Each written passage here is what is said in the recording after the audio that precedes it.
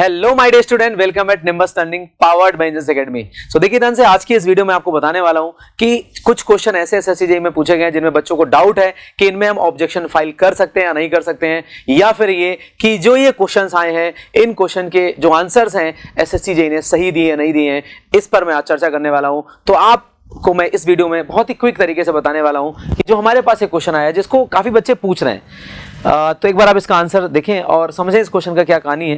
देखिए इस क्वेश्चन में देखिए कह रहा है कि आप what types of electrical signal is shown in the figure. तो ये जो सिग्नल आपको दिया जा रहा है कौन सा है। सो बहुत ही क्लियर कट तरीके से मैं बता दूं आपको कि ये जो सिग्नल आपको दिया जा रहा है ये 100% इसका आंसर डिजिटल सिग्नल है। ये डिजिटल है, इसमें कोई एरर नहीं है, एकदम ठीक बात है। क्योंकि अगर आपको सिग्नल सिस्टम का बेसिक पता है तो 100% you can comment on this particular thing. तो ये एकदम आंसर सही है, इसमें कोई ऑब्जेक्शन की जरूरत नहीं है और इसमें ना ही कोई एरर है। तो उन सारे बच्चों को जिन्होंने मेरे को मैसेज किया है कि सर इसका आंसर पल्स सिग्नल होगा, तो पल्स बिल्कुल भी नहीं होगा। इसका आंसर ना ही साइनसॉइडल है ना ही एनालॉग है और इसका आंसर 100% डिजिटल है। कई चैनल्स में इसका आंसर बता रहे हैं गलत है, तो आप बिल्कुल भी इस चीज को आप मत मानिएगा और ना ही ऑब्जेक्शन फाइल करने की जरूरत है। ये एकदम आंसर सही है, ठीक है ना। क्योंकि देखिए मैं आपको एक बार वापस से रिकॉल करा देता हूं, मैंने आपको सिग्नल सिस्टम पढ़ाई भी थी और बताया भी था कि क्या होते हैं डिजिटल और एनालॉग सिग्नल। एक बार मैं आपको समझा भी देता हूं। देखिए जैसे अगर मैं बात करता हूं कि इसको बोलते हैं अपन वैल्यू एक्सेस या डायनेमिक एक्सेस, है ना।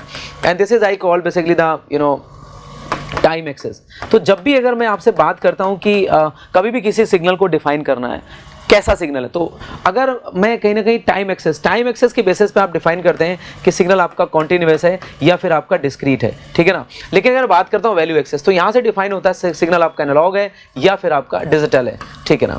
अब क्वेश्चन मार्क आता है कि सर क्या होता है डिजिटल, एनालॉग या फिर कॉन्टिन्यूअस या फिर डिस्क्रीट। तो फटाफट मैं आपको बता देता हूं ताकि आपको और तसल्ली हो जाए, ताकि आप गूगल पे और इधर उधर के चैनल्स पे सर्च करना बंद करें और अपना टाइम वेस्ट ना करें, ठीक है ना। आप रिजल्ट का इंतजार करिएगा और आरआरबी जेईई की प्रिपरेशन में लग जाइएगा। जो बच्चे डिप्लोमा का के हैं वो अपना पीजीसीएल को भी ध्यान देते रहिएगा, क्योंकि अननेसेसरी टाइम खराब करो। इसलिए मैं इस वीडियो को लेके आया हूँ ताकि अपना टाइम ना खराब करो। आप 10 जगह चेक कर रहे हो, इसलिए मैं क्लियर भी कर देना। देखो ध्यान से आप वैल्यू एक्सेस, अगर वैल्यू एक्सेस की बात, एनालॉग सिग्नल। देखिए सबसे पहले मैं आपको बताता हूँ कि भाई कॉन्टिन्यूअस सिग्नल क्या होता है। देखिए अगर कभी भी कोई भी सिग्नल टाइम एक्सेस पर हर एक टाइम पे डिफाइंड है, if any signal which is defined in every time instant on the time scale is called the continuous।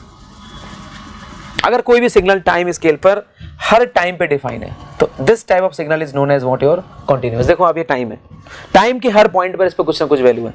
Any signal which is define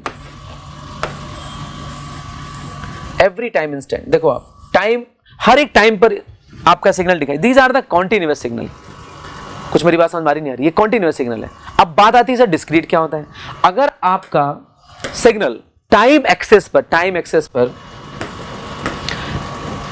कुछ टाइम इंस्टेंट पे ही defined is called the discrete. या मैं ऐसे कहूं कि ऐसा सिग्नल जो टाइम इंस्टेंट पर केवल इंटीजर वैल्यू पे डिफाइंड होता है, एंड इस तरह के सिग्नल को बोलते हैं अपन डिस्क्रीट। सपोज दिस वन, जैसे मान लो ये 0 है, 1 है, 2 है, 3 है, 4।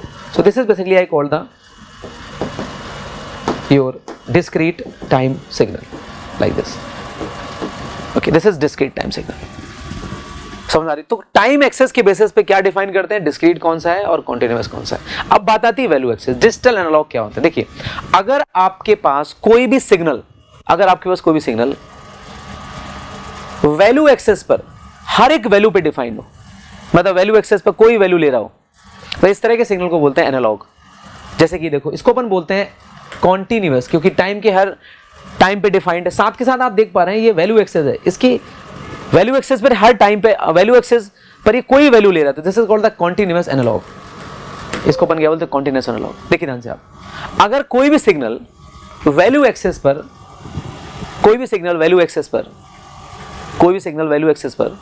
कुछ सर्टेन वैल्यू पर डिफाइंड हो, सर्टेन वैल्यू का मतलब नहीं कि दो ही वैल्यू पे डिफाइंड हो, सो हमारी बात नहीं, सर्टेन वैल्यू मतलब कुछ फिक्स वैल्यूज ले रहा हो टाइम एक्सेस पर, तो इस तरह के सिग्नल को बोलते हैं डिजिटल। इसको बोलते हैं कॉन्टिन्यूअस, क्योंकि टाइम के हर टाइम पे डिफाइंड है, तो कॉन्टिन्यूअस डिजिटल सिग्नल है।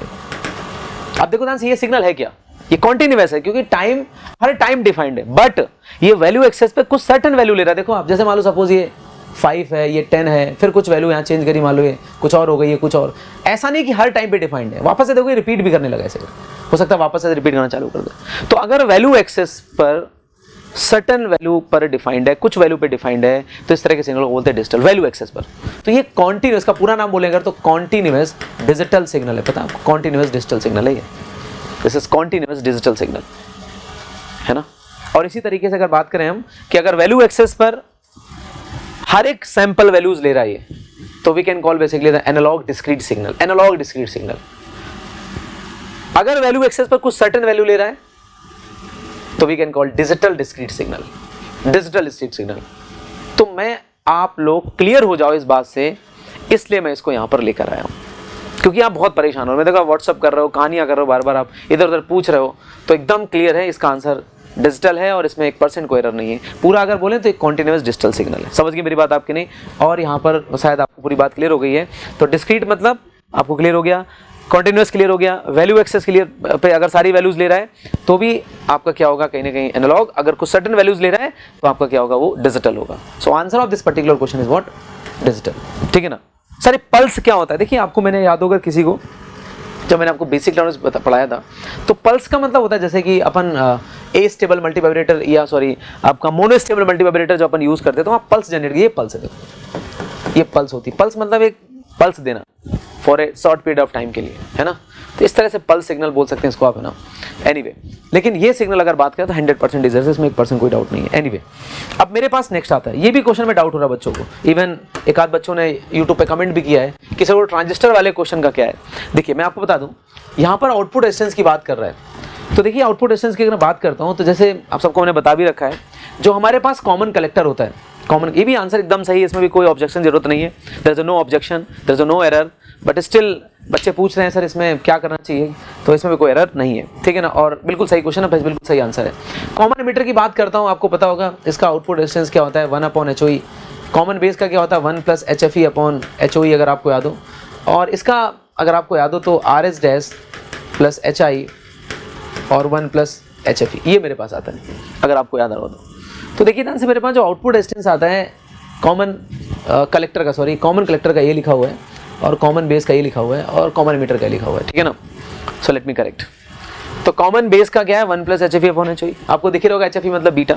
जब इसको आप सॉल्व करते हैं इसकी प्रैक्टिकल वैल्यू लगभग 50 किलो ओम के आसपास आती है, ये वैल्यू लगभग 5000 किलो ओम के आसपास आती है अगर इसको सॉल्व करते हो, और ये वैल्यू कुछ ओम्स में आती है, सपोज 20 ओम आगे, क्योंकि नीचे आपका 1 + बीटा है। अब आप खुद ही देखो आप, तो क्या इसको मैं वेरी लार्ज बोल सकता हूँ, नहीं बोल सकता हूँ, यानी common base has a very high resistance, common base has a very high resistance, मतलब ये बी हो गया। कॉमन कलेक्टर की अगर बात करता हूं, so very low, common collector has a very low output resistance. समझ में आ रही बात, नहीं आ रही? सिमिलरली अगर कॉमन एमिटर की बात करें तो देखिए कॉमन एमिटर का आपके दिमाग में आ रहा होगा सर मीडियम होना चाहिए, यही डाउट हो रहा है बच्चों की, कॉमन एमिटर का क्या होना चाहिए, मीडियम होना चाहिए, बट मीडियम इसमें ऑप्शन में है नहीं। तो ठीक है यार, 50 किलो ओम को आप हाई की कैटेगरी में डाल सकते हो, क्योंकि ये 2 किलो ओम 3 किलो ओम नहीं है, दिस इज वैसे 50 किलो ओम। तो अगर कंपैरिजन वाइज करें तो it should be the medium, है ना, but you can take high, तो 50 kilo ohm you can take high, no problem.